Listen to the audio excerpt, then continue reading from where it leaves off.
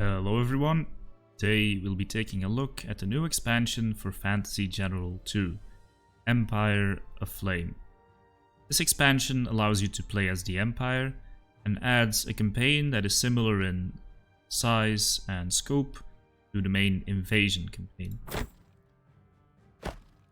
See it here, it takes off right after the end of the Invasion campaign, continuing the story of Fantasy General 2.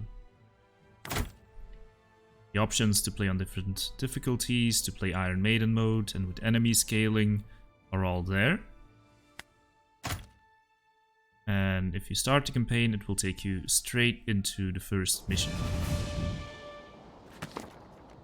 We are introduced here to a character we've seen in one of the Onslaught campaigns, which was sort of the prologue to this campaign.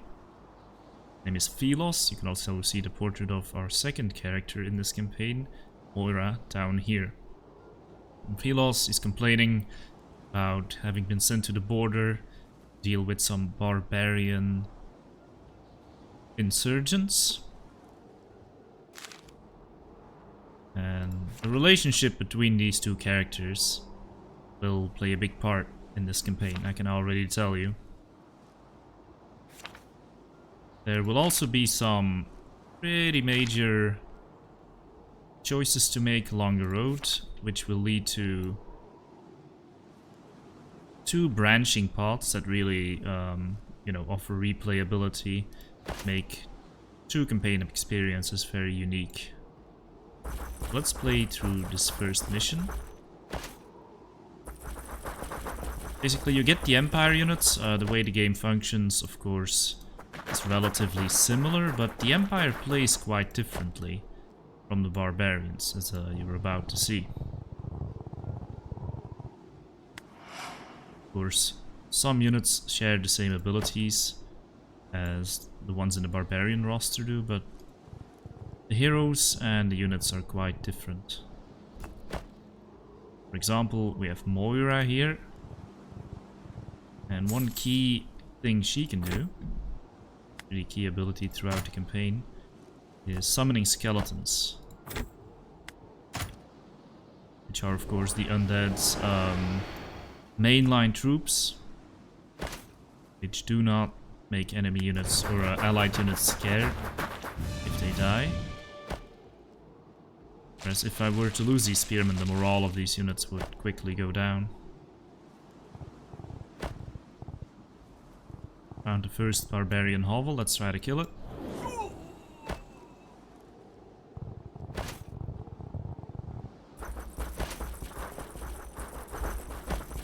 Of course, as usual, it's best to explore the map and get some goodies. But one of the big differences with the main campaign, the Invasion campaign, is that the Empire doesn't really raid these settlements. You can either conscript with one of your heroes that will give you a unit to use for the remainder of the mission and will destroy the settlement. Or you can just keep the settlement and it will give you some gold income over time. There are other differences with how the campaign works as well. Especially the economy. We'll play this mission first and then get into that once we're on the campaign map. Of course, a feature that's also back from the Invasion campaign. To have a strategic map. But you can make some choices. It's not a grand strategy game, but there are some choices to be made, mostly with how you build your army. Something I think players will appreciate is that this campaign gives them, say, more freedom in how to build their army and quite a few more options than the Barbarian campaign. And of course, if you play one of the two branching paths, it's going to lead to even more possibilities. We have to capture villages. Trying to capture this one first, using the skeletons here as expendable bodies to throw at the enemy. which is pretty much what you're going to be doing, especially in the early stages of this campaign, when you don't have very sturdy units yet. And here's a feature from the Invasion campaign that also comes back, so you basically get a choice here to kill more of these people, or to not kill more of these people that were rebelling. Let's say we choose not to kill any more of them. Elos informs us that they've been executing some Imperial soldiers. I won't read through all the dialogue. That is something you can do yourself if you end up playing this game. It is quite well written, I believe. Characters are quite interesting, actually, because they're not your typical heroes that you expect. And of course you get a bit of freedom in making their choices as well.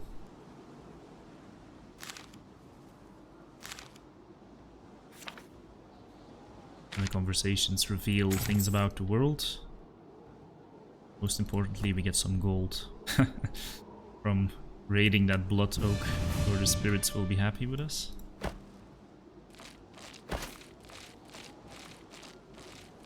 But the Empire, aesthetically, it's of course very close to the Byzantine Empire. You're a bit of a history buff, like myself. Something you can definitely appreciate. So here we discover trolls, and they're fighting with... They are allied with the Donak raiders that we're trying to kill. Trolls hit pretty hard, so we have to deal with them. Be careful about it.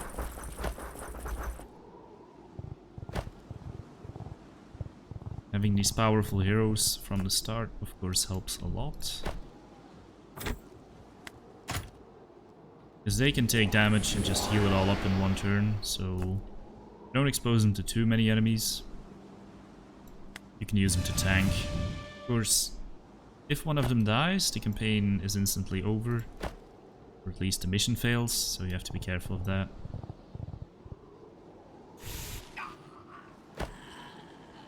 Let's once again use the skeleton to tank this attack.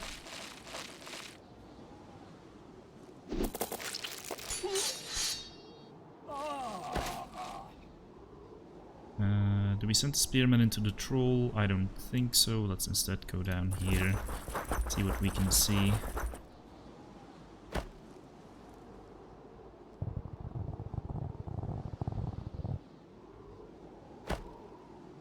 The way you use your different abilities that your units have throughout this campaign will of course be critical. For instance, these border riders are pretty key for scouting.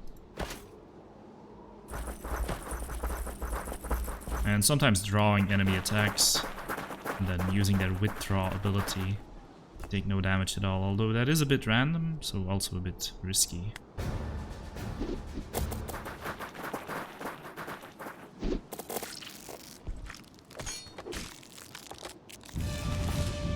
There are a couple more of them here than I anticipated. So instead of going over there, we'll first try to deal with these guys. Good charge here. Don't really like the idea of that.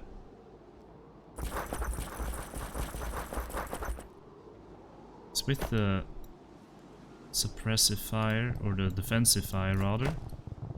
It's going to make things a little harder on us. Let's not split up our forces.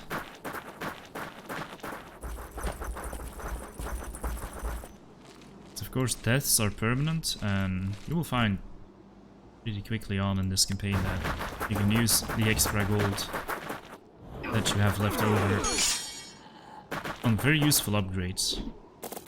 So you don't really want to be spending it just replacing units. Okay, let's not lose Moira. It would be a big fail. You could see the border riders here were able to draw an attack without actually getting damaged.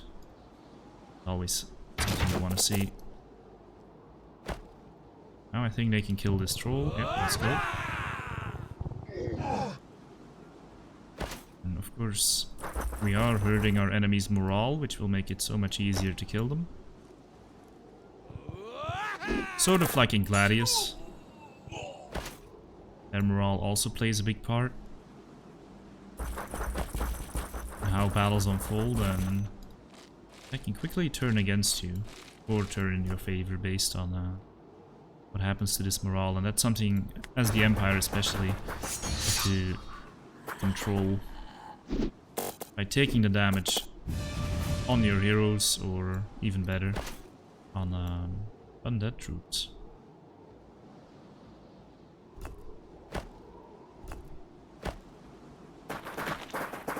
Let's try to clear this unit.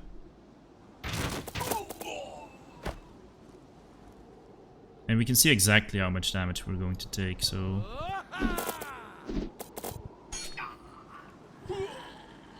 that does make it a little bit easier to plan your engagements. I found in the original Fantasy General I would often do risky things. Because there was that RNG factor, and I always felt like, well, maybe I can get away with this.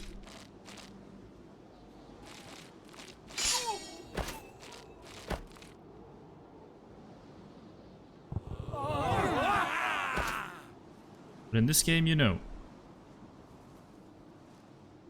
Maybe I should have used this, moved this guy over here. Now this guy can't get an attack in. He can go scout over here. We can also see that we have gold to upgrade, but we can only upgrade to border riders or acolytes, and I don't really want to do either right now. Acolytes are one of the newly added units for this campaign.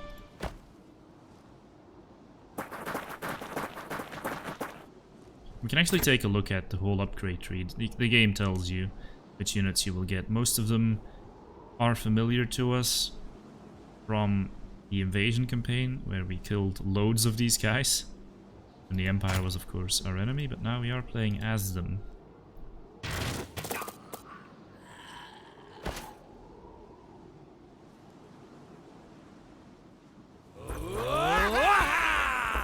Which is not to say that we won't face the Empire.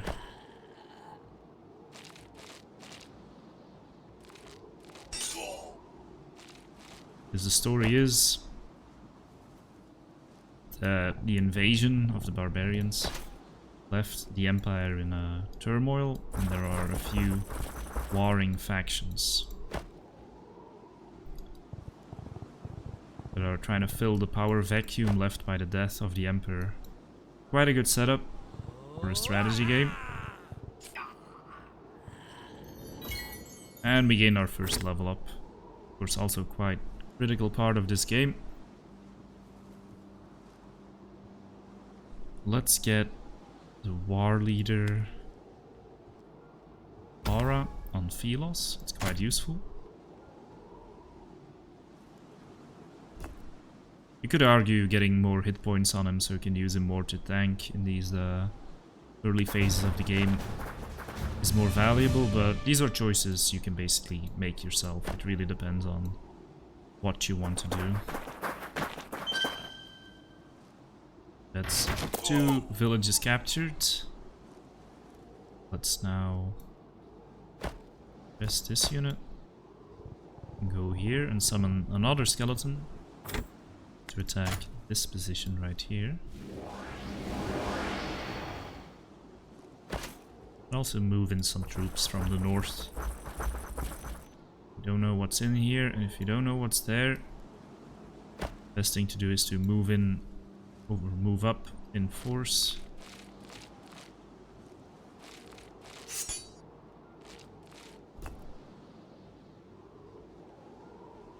So that your troops don't get completely caught off guard, of course.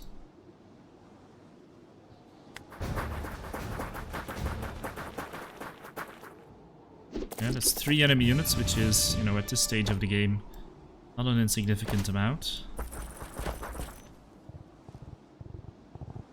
Terrain, of course, also plays a large part. See here, the rough terrain gives us fortification damage reduction, but that's only if we fight on that tile. So you can see by clicking on the unit, the enemy unit, how much damage they would do to you, and how much damage you would do to them. You can see there's a difference in the outcome, because if they attack us, they will be fighting on this rough terrain.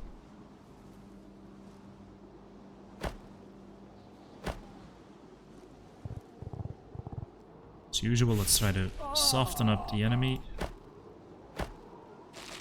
Ranged attacks and skeletons. We're sending in our mortal troops.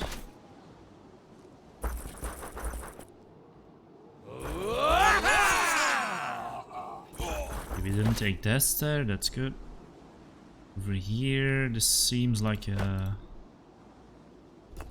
rather bad engagement, so I'm not going to take it. We'll send a skeleton. Keep attacking these guys. And bring the archers over here. One thing we could potentially do is buy some mercenaries or hire some mercenaries. Now, the argument for that is that if you buy mercenaries, you can sometimes beat a mission faster or get to certain locations faster that you can explore, which will make the mercenaries pay back for themselves. For instance, in this case, I think it might be a decent idea to send a mercenary here. I'm a bit greedy, so I might just try to do that with the border riders. On the map we can see there's a cave over here somewhere. Yes, I believe so. Yeah, there is. Maybe we should, because we can't get to all the loot locations otherwise. And finding something in that cave that we otherwise wouldn't is probably worth more than 33 gold. I think ideally you would have done that a little bit sooner than I did.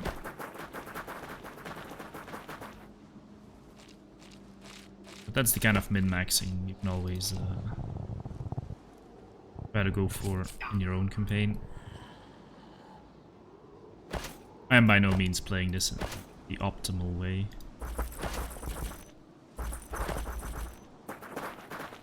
Which, if you play on higher difficulties, I think almost becomes a necessity, because yeah, the game can get pretty brutal.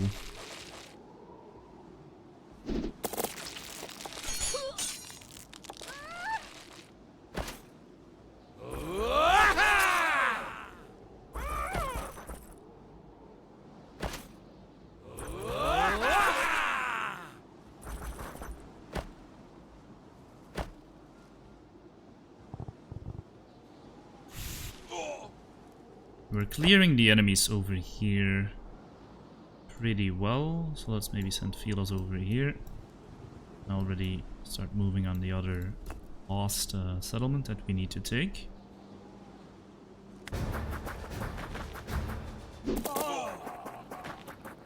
One of our spearmen died there, so that unit will lose some experience. And luckily this troll that appeared out of nowhere didn't attack him.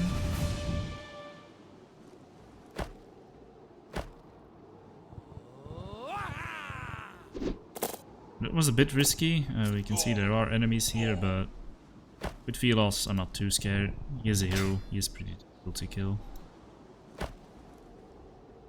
In before I accidentally lose him. Let's try to get this cave. I don't think we can get there in time, unfortunately. So yeah, it's worth looking at the map. Trying to calculate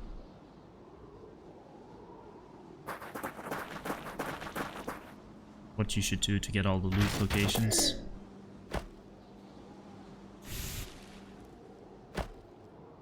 Okay, this is just an attack I make to draw the fire. We can now attack this slinger with impunity.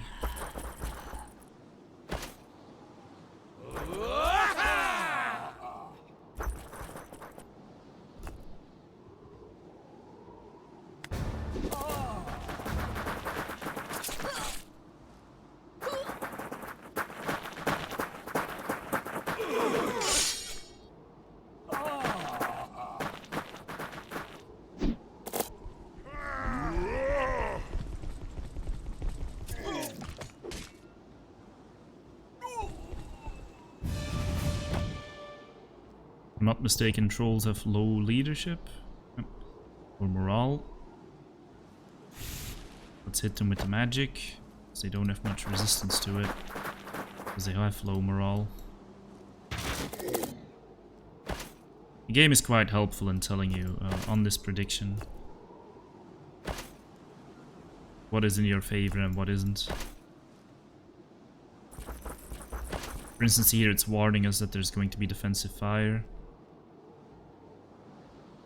I do feel like I should attack.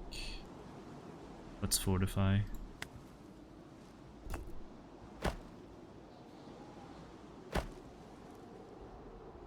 So these guys will not reach the cave on time. It's entirely my bad. If you do miss a loot location, it's not the end of the world.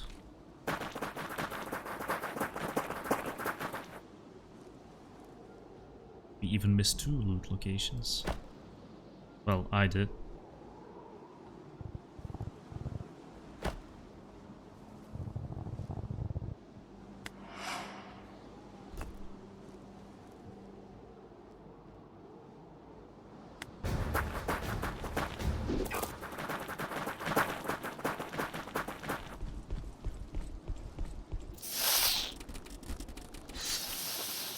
Yeah, it's always a question of, do I want to split my troops?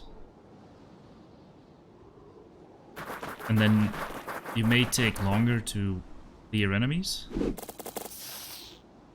But if you don't split your troops, then conquering the map and exploring the map quickly enough tends to be a problem. That's a bit of a trade-off we're going to have to make in this campaign. Although there are missions that are not so much about explorations, that are more about other things. The objective is, I would say, much more clear.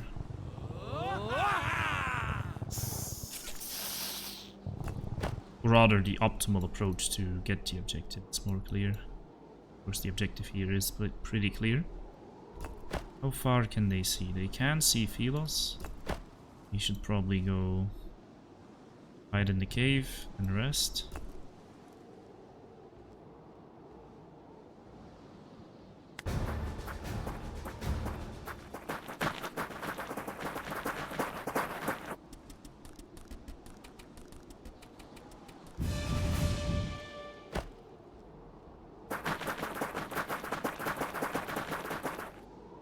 Our mercenaries are expendable, so let's just throw them into combat.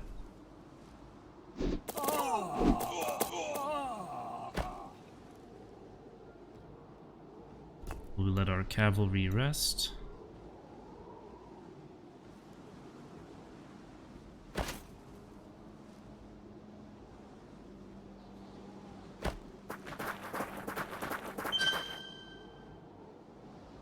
We do not absolutely need to kill all these stragglers, but your units do build up experience.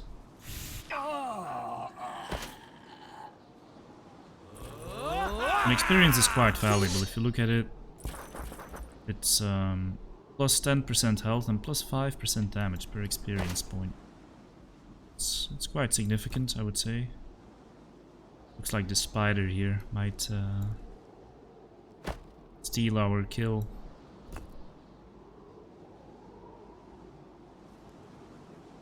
Those units can rest.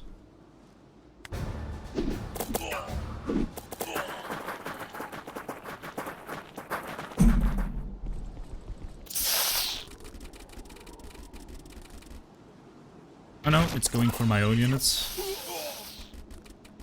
Killing 2 of them.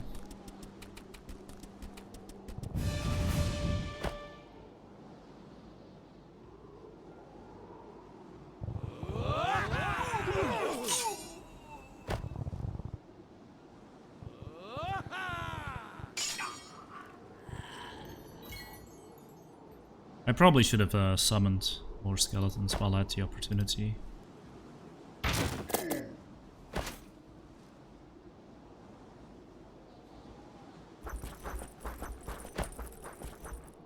This enemy's trying to rest. Can't allow that.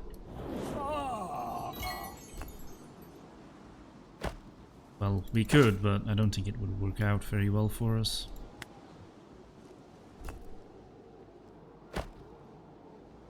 Enemies also have a tendency to try and prioritize units that are trying to rest, so be careful of that. Of course, if a unit that's trying to rest gets attacked, it will not be able to rest. Not regain any health.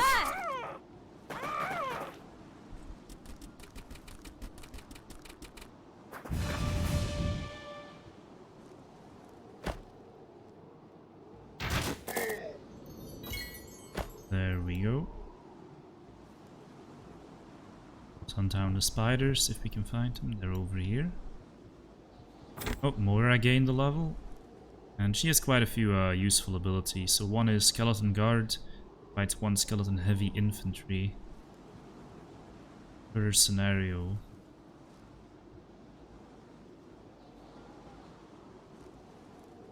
I think that is quite useful. Let's go for it. Nice thing is, if you upgrade it, you also instantly get the unit. You can see it over here. That's a unit we will just start out with. There were some questions about how they were going to implement undead units, because your units get carried over from one mission to the next. But for undead units, who don't take wounds, who only take damage and deaths, it was kind of interesting to see how they were going to do it, but they've basically done it as follows. You can summon them, or you get them at the start of the mission through Moira's abilities. But you do not recruit units that you have to try and keep around and drag with you from battle to battle, like you do with your mortal troops. And I think that's actually a great solution. The undead. Because with these troops you want to upgrade them, you want to make them gain experience, which for the undead and with how they work doesn't really make sense. The way they implemented it actually makes a lot more sense.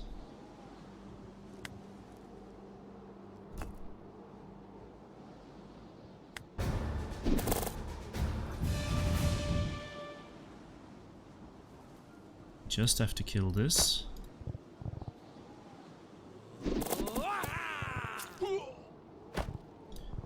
Cavalry, of course, not the greatest at attacking these settlements, but slingers, of course. Also not the strongest troops. Also only have one charge of defensive fire. Once you attack them once, they cannot attack you back. If you follow up with more attacks. Now this is unexplored, but because the region vault ran out, even if I explore it, I won't find anything there.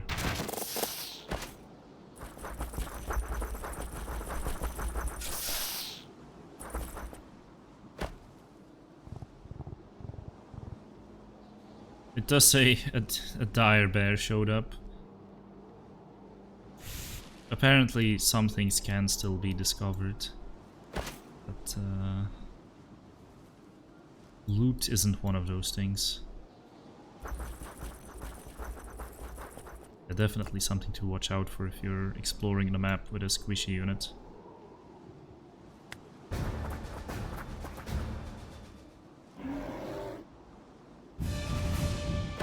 The bear did his roar. Let's see if we can kill him. Gain some more experience. Will make me feel slightly less bad about missing these loot locations. No, we cannot kill him. At least I don't have to feel bad about killing an innocent animal now.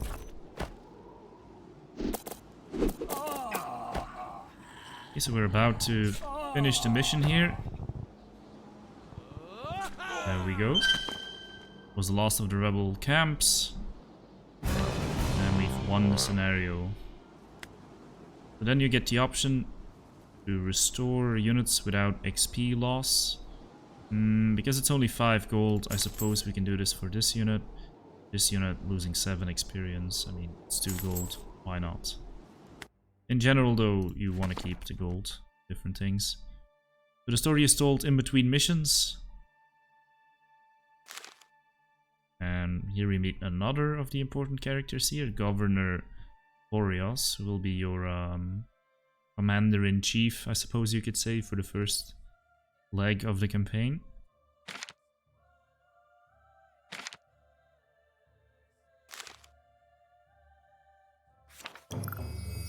It gives us the second mission, Defend Rhyme, which we will not start right now.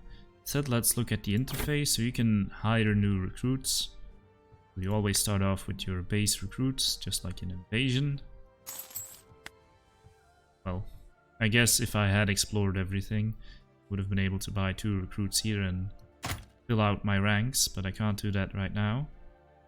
You can already see the map. It's the same map from Invasion. It did change a little bit here and there though. Different texts, of course. They're being shown from the Empire perspective now. And the crossed axes here show the missions we have fought. Now, on the right, as you continue the campaign, you will get access to training and merchants, which will be available during certain parts of the campaign. And with that, you can upgrade your troops, not just to different unit types, but also just make them way more powerful. And I have played this campaign during the beta, and I have to say it's probably just as good as Invasion, if not better. It offers quite a different tactical experience. But I would say if you liked Fantasy General so far, and if you liked Invasion and would like a new challenge with a different faction that plays differently, then this campaign is definitely for you, because it delivers more of the same with enough new flavors to keep the experience interesting. And of course, there is a pretty interesting story with 2 branching paths to explore as well. So I hope this video helped you to make up your mind about whether to pick up this DLC or not, and I'll see you in the next video. Thanks for watching. Don't forget to like and subscribe for more content.